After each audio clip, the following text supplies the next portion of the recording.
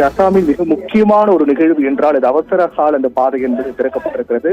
இதை பொறுத்தவரையில் சீனையுடைய எல்லை பகுதி என்பதால் அசாம் என்பது மிக முக்கியமான ஒரு மாநிலமாக பார்க்கப்படுகிறது. அதாவது அசாமின் சாபுவா விமான நிலையத்திலிருந்து புறப்பட்ட பிரதமர் நரேந்திர மோடி தேசிய நெடுஞ்சாலை 37 அமைந்திருக்கக்கூடிய மோரான் பைபாஸ் பகுதியில் இருக்கக்கூடிய அவசர கால தளத்தில் தரையிறங்கி இருக்கிறார். இந்த நிகழ்வு என்பது மிக முக்கியத்துவம் வாய்ந்த ஒன்றாக தான் பார்க்கப்படுகிறது. காரணம் என்றால் சீன எல்லை அருகே அசாமின் திரிபுர்கர் மாவட்டத்தில் இந்திய அரசு அவசர கால தரையிறங்கும் தளம், அதாவது எமர்ஜென்சி லேண்டிங் ஃபெசிலிட்டி அமைந்திருக்கிறது.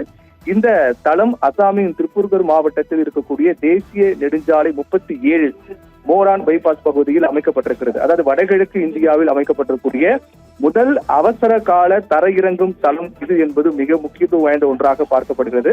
அதாவது சரியாக 4.2 கிலோமீட்டர் தூரத்திற்கு இந்த நெடுஞ்சாலை பகுதி வலுப்படுத்தப்பட்டிருக்கிறது மட்டுமல்லாமல் சுமார் 100 கோடி ரூபாய் செலவில் இந்த தளம் சாதாரண சாலைகளைப் போல இல்லாமல் கனரக விமானங்கள் தரையிறங்கும் வகையில் பிரத்யேகமாக வடிவமைக்கப்பட்டிருப்பதால் இது சிறப்பாக பார்க்கப்படுகிறது. அதாவது சரியாக 40 டன் எடை வரையிலான போர் விமானங்களையும் 74 டன் வரையிலான அதிகபட்ச எடை கொண்ட சரக்கு விமானங்களையும் தாங்கக்கூடிய வலிமை கொண்டதாகும். இந்திய விமானப்படை மற்றும் இந்திய தேசிய நெடுஞ்சாலை ஆணையம் இணைந்து இதை சர்வதேச தரத்தில் உருவாக்கி இருக்கிறார் என்பதும் இது ஒரு கூடுதல் சிறப்பு அம்சமாக பார்க்கப்படுகிறது. அதோடு போர்க்காலங்களில் அல்லது எல்லை நெருக்கடி ஏற்படக்கூடிய போது வழக்கமான விமான நிலையங்கள் இலக்கு வைக்கப்பட்டால் இந்த நெடுஞ்சாலை தளங்கள் போர் விமானங்கள் தடையின்றி இயங்க உதவும் என்றும் வடகிழக்கு மாநிலங்களில் அடிக்கடி ஏற்படக்கூடிய வெள்ளம் அல்லது நிலச்சரிவு போன்ற இயற்கை சீற்றங்களின் போதும் கூட நிவாரணப் பொருட்களை விரைவாக கொண்டு செல்லவும் மீட்பு பணிகளை மேற்கொள்ளவும் இது ஒரு தற்காலிக ஊர்தலமாக செயல்படும் என்பதும் இதனுடைய கூடுதல் அம்சம் சிறப்பு கொண்டதாக இருக்கிறது.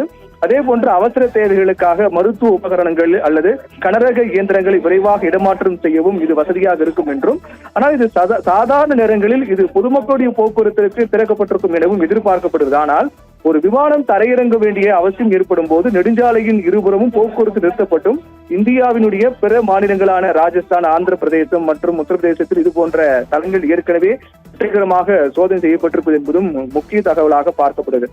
இந்த நிலையில்தான் இன்று அசாமின் இந்த அவசரகால தரையிறங்கும் தளத்தில் பிரதமர் நரேந்திர மோடி C-130J4 விமானம் மூலமாக தரையிறங்கி ஒரு வரலாற்று சாதனை படைத்திருக்கிறார் என்று சொல்ல வேண்டும். அசாமின் சாபுவா விமான நிலையத்திலிருந்து புறப்பட்ட பிரதமர் நரேந்திர மோடி தேசிய நெடுஞ்சாலை 37 அமைந்திருக்கக்கூடிய மோரான் பைபாஸ் பகுதியில் இருக்கக்கூடிய அவசரகால தளத்தில் தரையிறங்கி இருக்கிறார். இந்த வரலாற்று நிகழ்வுக்கு பிறகு கவுகாத்தியில் இருக்கக்கூடிய லக்ஷித் காட் பகுதியில் பல்வேறு வளர்ச்சி திட்டங்களை பிரதமர் மோடி தொடங்கி வைத்திருக்கிறார். முன்னதாக பிரதமர் நரேந்திர மோடி தன்னுடைய எக்ஸ் பக்கத்திலும் இயற்கை சீற்றங்களின் போது மீட்பு பணிகளை விரிவுபடுத்தவும் நிவாரணப் பொருட்களை கொண்டு சேர்க்கும் இது பெரிதும் உதவும் என்று குறிப்பிட்டிருக்கிறார். அப்படிப்பட்ட ஒரு சிறப்பு வாய்ந்த நிகழ்வாகவே இந்த அவசரகால விமான போக்குவரத்து தளம் என்பது பார்க்கப்படுகின்றது. கிப்தி. Afterburners are engaged.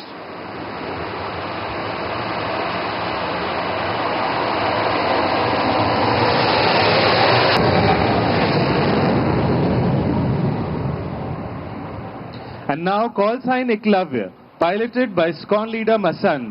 The Rafale aircraft is now lined up for departure. You'll now witness the aircraft getting airborne in less than 500 meters and being combat ready within seconds of leaving the ground. Call sign Eklavya Rafale विमान अब उड़ान भरने के लिए तैयार है। आक्रामक तरीके से ऊपर चढ़ते हुए यह विमान जमीन छोड़ने के कुछ ही क्षण में युद्ध के लिए तैयार हो जाता है।